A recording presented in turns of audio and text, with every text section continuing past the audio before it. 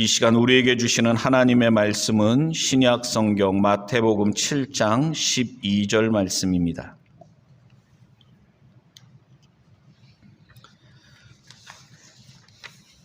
마태복음 7장 12절 말씀 찾으셨으면 다 같이 한 목소리로 함께 읽도록 하겠습니다. 그러므로 무엇이든지 남에게 대접을 받고자 하는 대로 너희도 남을 대접하라. 이것이 율법이요 선지자니라. 아멘. 다시 한번 우리 함께 읽어봅니다. 시작. 그러므로 무엇이든지 남에게 대접을 받고자 하는 대로 너희도 남을 대접하라. 이것이 율법이요 선지자니라. 아멘. 할렐루야. 하나님께서 이 시간에도 귀한 은혜 주실 줄로 믿습니다. 우리 앞뒤를 보고 인사 나눌 때 사랑합니다, 축복합니다 인사 나누겠습니다.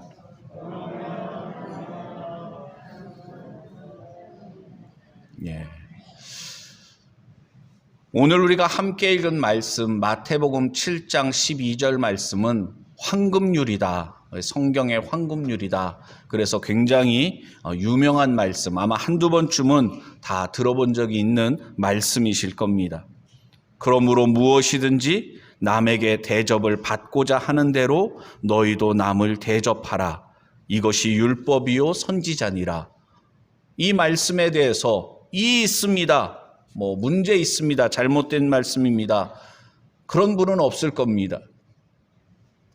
그런데 아마 실망한 분들은 있을지도 모르겠습니다. 내가 이렇게 하면 저 사람이 이렇게 해주겠지. 적어도 내가 호의를 베풀었는데, 내가 그래도 섬겼는데, 내가 그래도 저 사람 힘들 때 내가 챙겨줬는데, 내가 힘들 때, 내가 어려울 때 저 사람도 나한테 그렇게 해주겠지. 그런 기대, 그런 바람을 가졌었는데 막상 내가 도움이 필요할 때 도와주던가요?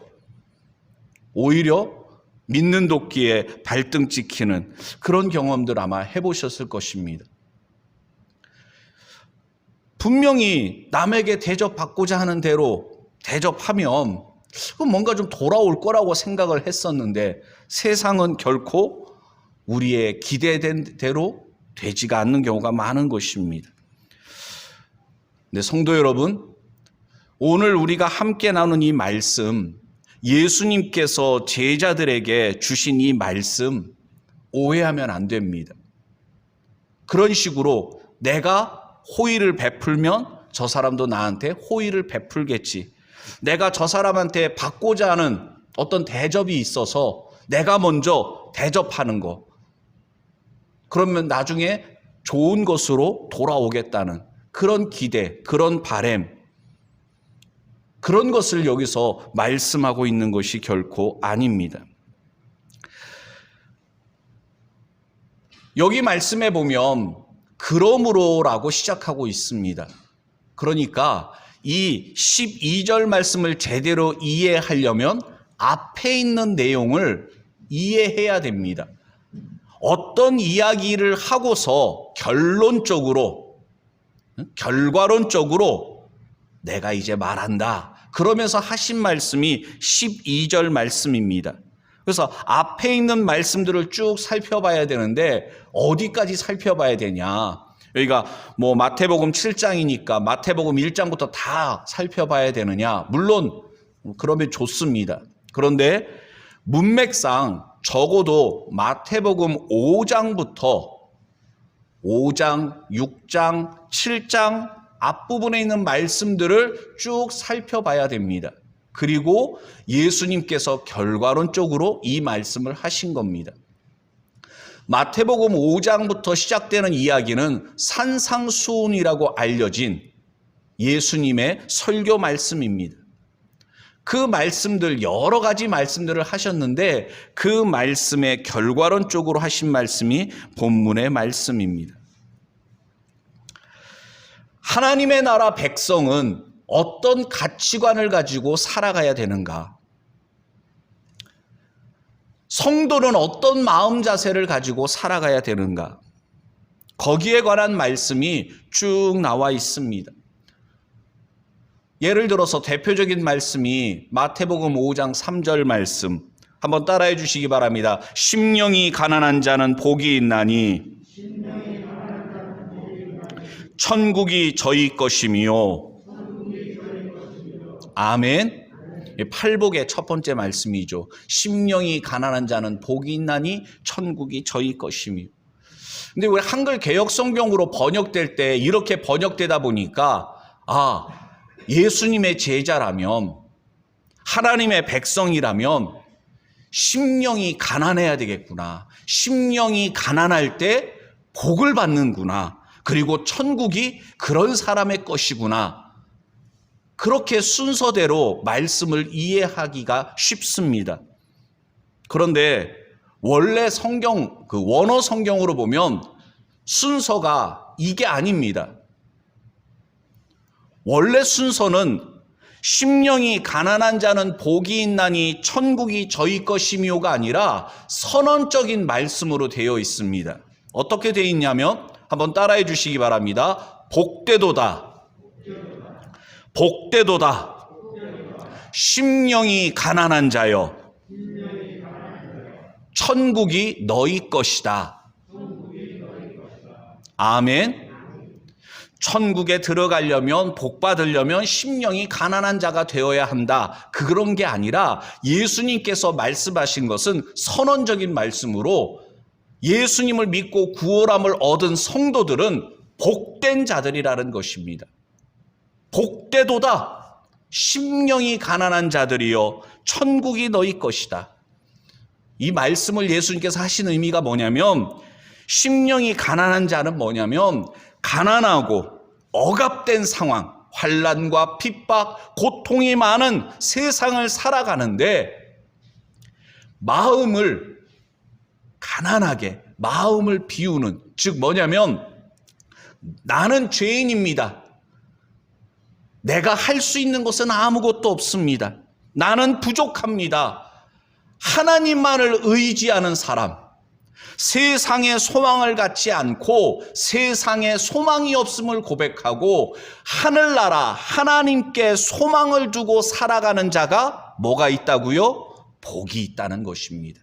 그런 사람들이 바로 천국에 들어가게 된다는 것입니다. 이러한 말씀들을 쭉 하시고 나서 예수님께서 결과론적으로 하신 말씀이 12절 말씀입니다.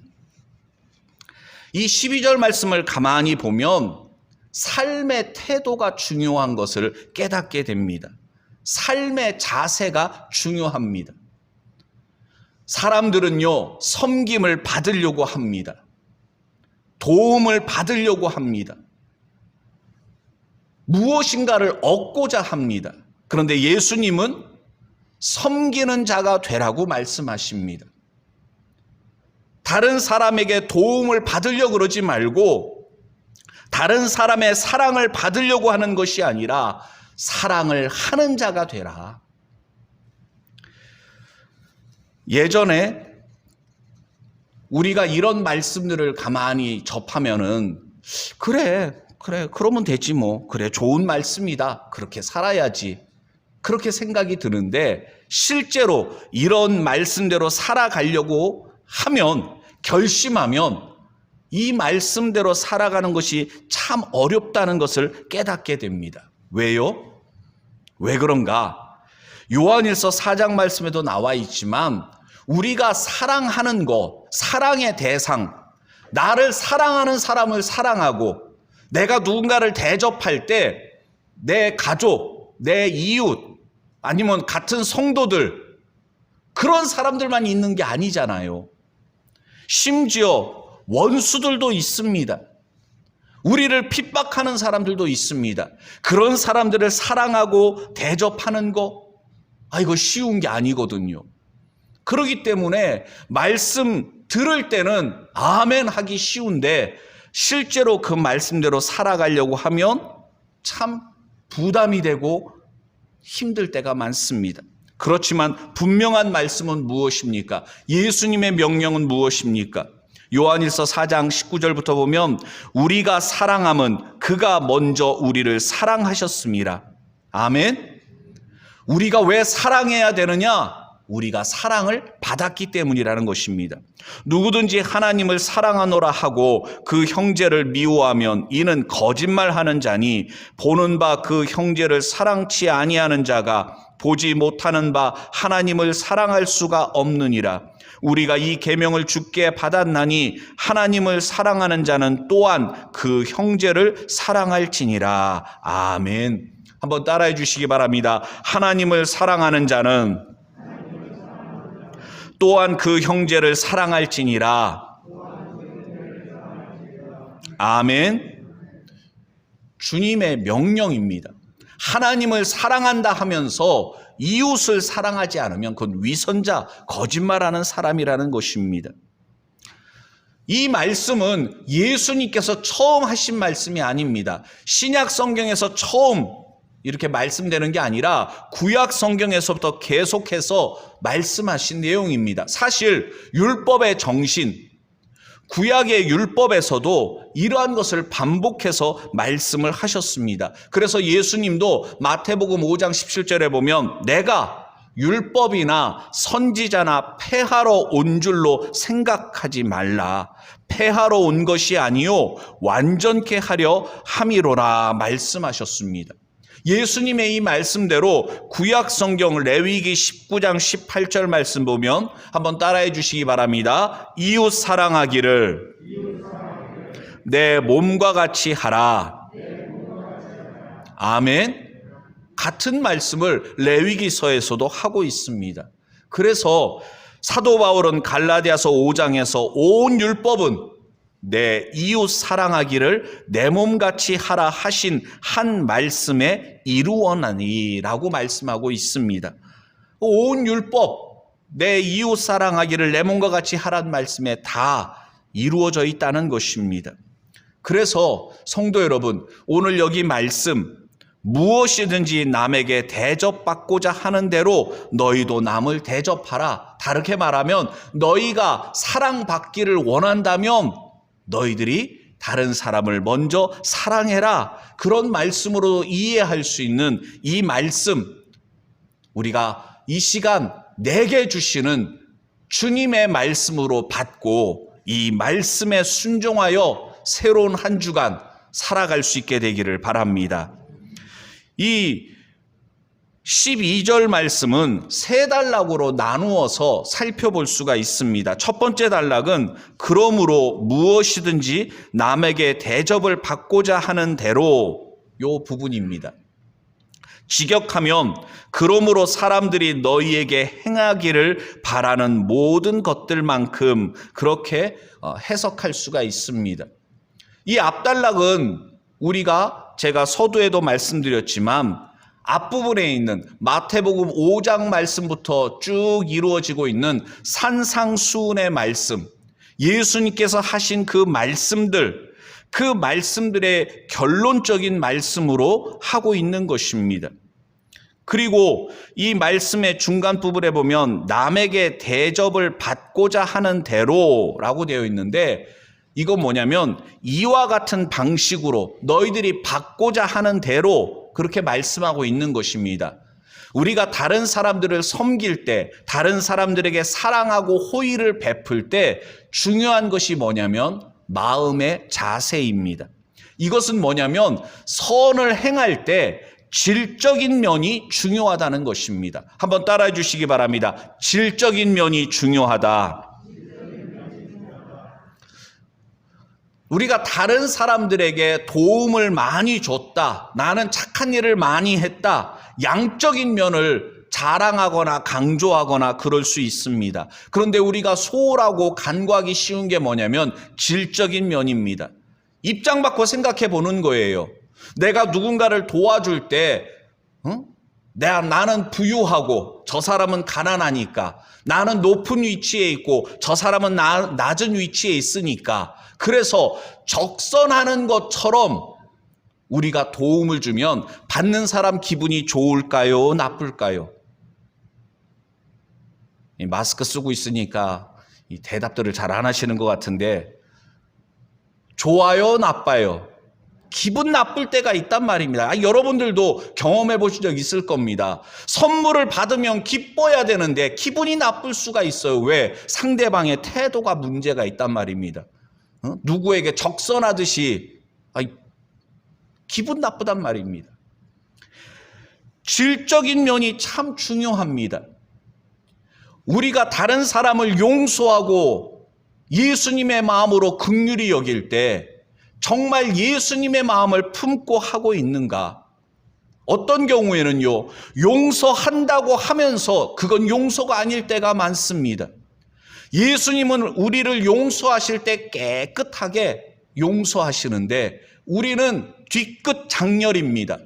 용서했다 그래 놓고 시간 지난 다음에 또 기억해가지고서 전에 너 그랬지? 자꾸만 되풀이합니다. 그건 용서한 게 아닙니다. 진정한 용서는 깨끗이 잊어버려야 되는데 그렇지를 않는 거예요. 다른 사람들이 내 과거를 잊어주기를 바라면서 우리는 다른 사람들의 과거를 잘 잊지를 않습니다. 대접받고자 하는 대로 다른 사람을 대접하라고 예수님께서 말씀하셨는데 우리는 결코 그렇게 하지 않을 때가 많다는 것입니다. 그리고 여기 말씀에 보면 누락된 한글 개역 성경으로 번역하면서 그 번역에서 빠진 부분이 있습니다. 그러므로 무엇이든지 남에게 대접받고자 하는 대로 라고 우리 한글 개역 성경에는 번역되어 있는데 원어 성경으로 살펴보면 너희에게 행하기를 바라는 모든이라는 이것이 번역에서 빠져 있습니다. 판타라는 단어가 빠져 있는 겁니다. 판타는 모든이라는 그런 단어로 번역될 수 있는데 이게 뭐냐면 다른 사람에게 우리가 선을 행할 때 다른 사람을 대접하고자 할 때 모든 것들만큼 즉 모든 측면에서 제한 없이 선을 이루어야 한다는 것입니다. 근데 우리는 그렇게 하지를 않아요. 아니, 그렇게 못합니다. 이거는 예수님만이 가능합니다. 근데 불가능한 것 같은 이것을 우리에게 요구하시는 것은 우리를 사랑하시는 예수님께서 우리로 하여금 예수님을 닮고자 하는, 그러니까 도달하기는 불가능하지만 우리에게 기준을 제시해 주시는 겁니다. 모든 면에서 제한 없이 다른 사람에게 선을 베풀고 다른 사람을 사랑하고 용서하라는 것입니다. 제한을 두니까, 한계를 두니까 우리는 예수님을 본받는다고 하면서 성경에 나와 있는 말씀대로 살아간다고 하면서도 자꾸만 문제가 생깁니다. 갈등이 생깁니다. 오늘 우리 자녀들과 함께 예배를 드리고 있는데 아마 자녀들 양육하다 보면 답답하다고 느낄 때도 있으실 겁니다. 다 너 잘 되라고 하는 것인데 무슨 소귀의 경읽기처럼 아무리 말해도 자녀들이 듣지 않고 그럴 때가 있습니다. 저도 부모지만 참 쉽지가 않습니다. 근데 성도 여러분, 자녀들이 몰라서 그럴까요? 부모님의 말이 무슨 말인지 이해가 안 되기 때문에 부모님의 말씀이 옳다는 것을 모르기 때문에 순종하지 않고 부모님의 말을 듣지 않는 걸까요? 알긴 아는데 기분이 나빠서 듣지 않을 수가 있습니다. 교육에 있어서 가장 중요한 것은 뭐냐면 관계가 먼저 형성되어야 되는 것입니다. 저도 학교 다닐 때 내가 좋아하는 선생님이 하시는 수업은 재미가 있습니다. 그런데 내가 싫어하는 선생님이 가르치는 수업은 그 선생님이 싫으니까 그분이 가르치는 과목도 싫더라고요. 결국은 학생인 나만 손해인데 사람인지라 그렇더라고요. 자녀를 잘 키우기 위해서는 먼저 자녀와의 관계가 중요합니다. 소통이 돼야 됩니다. 불통이 되면 안 돼요. 교회 안에서도 신앙교육도 마찬가지죠. 선생님과 학생들 사이에 관계가 먼저 형성되고 그리고 소통이 될 때 대화가 가능하게 되는 것입니다. 한국말을 서로 하는데도 이게 통역이 필요할 정도로 소통이 안 되는 경우도 많습니다. 그러한 것을 먼저 극복하지 않으면 안 되는 것입니다. 그렇기 때문에 필요한 것이 뭡니까? 말씀에 순종하여 살아갈 때 온전히 순종하는 것입니다. 분명히 예수님은 모든 것들에 대하여 제한 없이 모든 측면에서 선을 행하고 다른 사람을 대접하라고 말씀하셨습니다. 부부 사이에도, 부모와 자녀 사이에도, 직장에서 직장 상사나 부하나 다른 사람들과 우리가 살아갈 때 예수님께서 하신 이 말씀에 온전히 순종하는 자가 돼야 될 줄로 믿습니다. 두 번째는 너희도 남을 대접하라 라는 말씀입니다. 너희도 남을 대접하라 라는 말씀을 가만히 보면 예수님께서 먼저 본을 보여주셨음을 깨닫게 됩니다. 예수님께서 가르치시고 그 가르치신 대로 먼저 본을 보여주셨습니다. 우리는 예수님의 제자인 줄로 믿습니다. 그렇다면 스승된 예수님의 가르침대로 그리고 스승된 예수님께서 본을 보여주신 대로 살아가야 되는 것입니다. 너희도 남을 대접하라. 직역하면 너희 또한 그들에게 그렇게 행하라 라는 말씀인데 누가복음 6장에 보면 그러나 너희 듣는 자에게 내가 이르노니 너희 원수를 사랑하며 너희를 미워하는 자를 선대하며 너희를 저주하는 자를 위하여 축복하며 너희를 모욕하는 자를 위하여 기도하라 말씀하셨습니다. 한번 따라해 주시기 바랍니다. 너희 원수를 사랑하라. 너희 원수를 위하여 기도하라. 아멘이십니까? 이런 말씀대로 살고 계십니까? 참 쉽지가 않아요. 그런데 예수님은 분명하게 이것을 우리에게 명령하고 계십니다. 예수님은 원수를 사랑해라, 원수를 위하여 기도해라 가르치셨을 뿐만 아니라 예수님께서 그런 삶을 살아가셨습니다. 그래서 누가복음 23장 34절 말씀 보면 예수님께서 십자가에서 하신 기도가 나와 있습니다. 이에 예수께서 가라사대 아버지여 저희를 사하여 주옵소서 자기의 하는 것을 알지 못함이니이다 그렇게 기도하셨습니다. 그러니까 예수님께서 십자가에서 자신을 못 박아 죽이는 자신을 조롱하고 비웃는 자들을 위하여 기도하셨다는 것입니다. 우리가 예수님의 이 가르치심, 본을 보여주신 대로 살아가야 되는 것입니다. 그리고 오늘 본문 말씀 마지막 단락은 이것이 율법이요 선지자니라 라는 말씀인데 여기에서도 원어 성경에는 나와 있는데 한글 개역 성경에는 누락되어 있는 번역에서 빠져 있는 부분이 있습니다. 그게 뭐냐면 왜냐하면이라는 단어입니다. 왜냐하면 이것이 율법이요 선지자들이기 때문이다. 원어 성경에는 이런 식으로 되어 있습니다. 우리가 왜 다른 사람들을 대접하고 다른 사람들에게 사랑을 베풀면서 살아가야 되느냐? 왜냐하면 이것이 율법이요 선지자이기 때문이다. 율법이요 선지자라는 얘기는 뭐냐면 이것이 바로 하나님의 말씀이기 때문이다. 바로 성경 말씀이기 때문이다. 그런 의미를 가지고 있는 것입니다. 사랑은 율법의 완성입니다.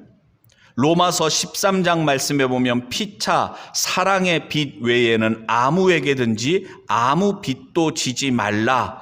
남을 사랑하는 자는 율법을 다 이루었느니라. 사랑은 이웃에게 악을 행치 아니하나니 그러므로 사랑은 율법의 완성이니라. 아멘. 10절에 이렇게 나와 있습니다. 한번 따라해 주시기 바랍니다. 사랑은 율법의 완성이니라. 아멘. 세상 사람들도 무엇이든지 남에게 대접을 받고 하는 죄로 너희도 남을 대접하라, 이것과 비슷한 말들을 하긴 했습니다. 그러나 분명한 차이가 있습니다. 공자도 비슷한 말을 했거든요. 내가 하기 싫은 일은 남에게도 시키지 말라, 이런 비슷한 이야기를 했습니다. 그러나 예수님의 가르침과 공자를 비롯한 세상 사람들의 가르침에는 큰 차이가 있습니다. 그게 뭐냐면 공자의 가르침이나 다른 사람들의 가르침은 소극적인 권면입니다. 근데 예수님의 말씀은 적극적인 것입니다.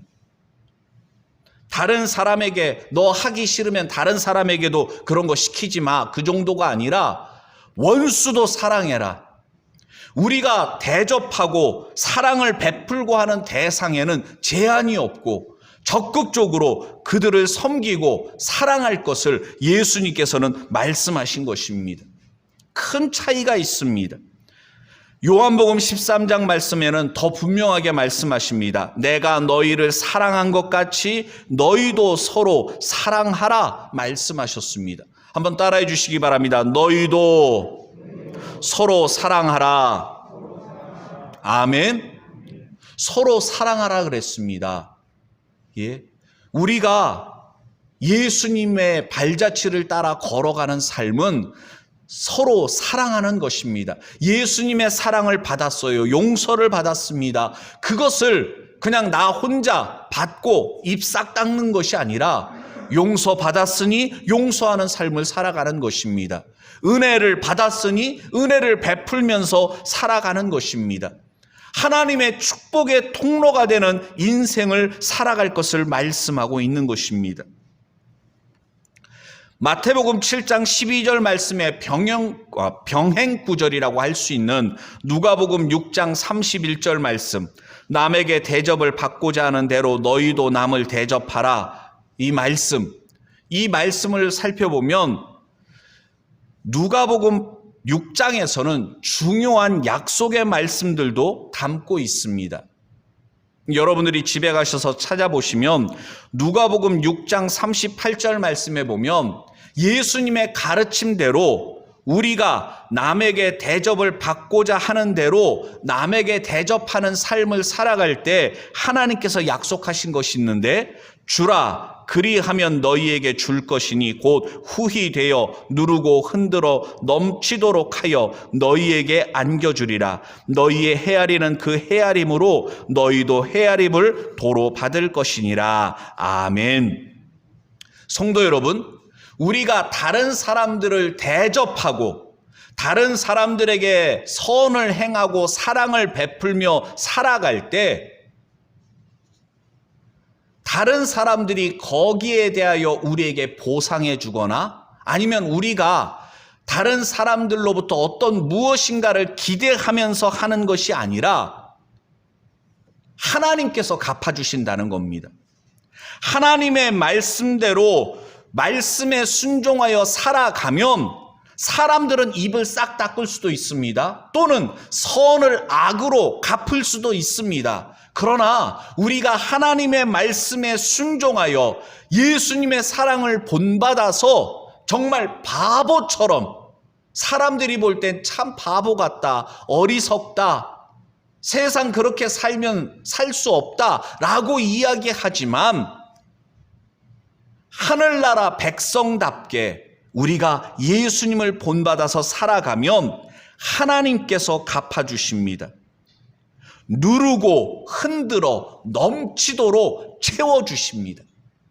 한번 따라해 주시기 바랍니다. 하나님께서 채워주신다.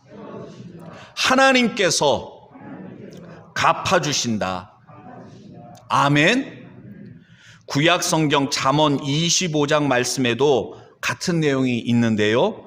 21절 22절 말씀에 보면 내 원수가 배고파 하거든 식물을 먹이고 목말라 하거든 물을 마시우라. 그리 하는 것은 핀 수추로 그의 머리에 놓는 것과 일반이요. 한번 따라해 주시기 바랍니다. 여호와께서는 내게 상을 주시리라. 아멘. 사랑하는 성도 여러분, 예수님께서 우리에게 너희가 이 세상을 살아갈 때 너희도 남을 대접하라 명령하신 것은 예수님께서 그런 삶을 살아가셨기 때문입니다. 그리고 우리가 예수님을 본받아서 다른 사람을 대접하며 다른 사람을 섬기며 살아갈 때 하나님께서 기억하십니다. 하나님께서 갚아주십니다. 우리의 수고가 헛되지 않게 하시고 열매 맺게 하여 주십니다. 그렇기 때문에 성도 여러분, 우리는 죽지 못해 살아가는 인생이 아닙니다. 날마다의 삶이 신바람 나는 삶입니다. 왜요? 하나님은 살아계십니다. 그 하나님께서 약속하신 대로 우리에게 복을 내려주십니다. 우리에게 갚아주십니다. 하나님께서 우리에게 하늘나라의 상급을 예비하고 계십니다. 기대가 되지 않으세요? 하나님께서 오늘은 어떤 은혜를 내게 내려주실까? 날마다의 삶 속에서 하나님의 말씀, 그 살아있고 능력 있는 말씀, 그 말씀을 바라보면서 그 말씀이 내 삶 속에서 열매 맺고 응답될 것을 기대하면서 살아가는 것입니다. 비록 코로나19로 인해서 우리의 삶이 참 어렵습니다. 매일같이 확진자가 많이 나와요. 이게 남의 얘기입니까? 내 가족도, 나 자신도 코로나에 걸릴 수가 있습니다. 그러나 코로나 확진 판정받고 코로나에 걸려서 고통당하면 하나님께서 보호하지 않으신 겁니까? 하나님의 저주를 받아서 병에 걸린 겁니까? 그거 아니잖아요. 성경은 분명히 우리에게 그런 식으로 말씀하고 있지를 않습니다. 우리의 삶에 어려움이 닥치고 예기치 않은 일들이 겪는다 할지라도 나는 누구에게 속한 사람입니까? 하나님께 속한 사람입니다. 하나님의 주권 아래에 있는 삶입니다. 내 인생은 나의 것이라면 내가 책임지고 내가 원하는 대로 살아가야 되겠지만 사람이 마음으로 자기 길을 계획할지라도 그 걸음을 인도하시는 분은 하나님이시라 그랬습니다. 하나님께 속한 사람은 세상 사람들과는 다른 삶의 방식을 가지고 살아가야 하는 것입니다. 마태복음 7장 12절 오늘 본문 말씀은 분명하게 우리를 세상 사람들과 구분짓고 있습니다. 자기 중심적인 사람, 자기 이익을 쫓아서 자기 행복을 위해서 살아가는 사람은 결코 아멘하기 힘든, 순종하여 살아가기 힘든 말씀입니다. 그러나 하나님 중심의 삶을 살아가는 사람, 이제 내가 사는 것은 나를 위해 사는 것이 아니라 나를 위해 십자가에서 죽으시고 부활하신 예수 그리스도를 위해 사는 것입니다. 갈라디아서 2장 20절 사도 바울의 고백대로 살아가는 사람들에게는 이 말씀이 삶의 좌우명이 되고 이 말씀대로 살아가기 위해 날마다 자기 자신을 쳐서 복종시키는 삶을 살아가게 되는 것입니다. 시편 78편 말씀에 보면 그들로 그들의 소망을 하나님께 두며 하나님께서 행하신 일을 잊지 아니하고 오직 그의 계명을 지켜 살아가도록 그런 말씀들이 나와 있습니다.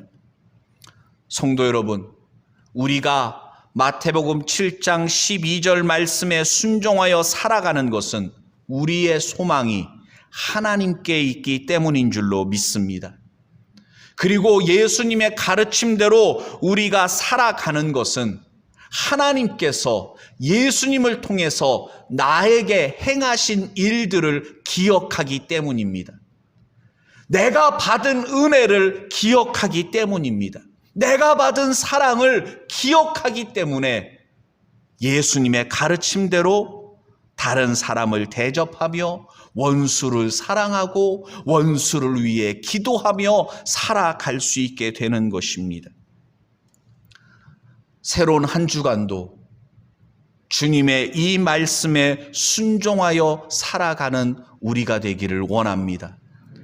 우리의 삶의 목적은 세상에서 출세하고 성공하는 게 아닙니다. 심지어 오래오래 사는 장수도 우리에게 목적이 아닙니다. 예수님의 발자취를 따라 걸어가는 것이 우리의 목적입니다.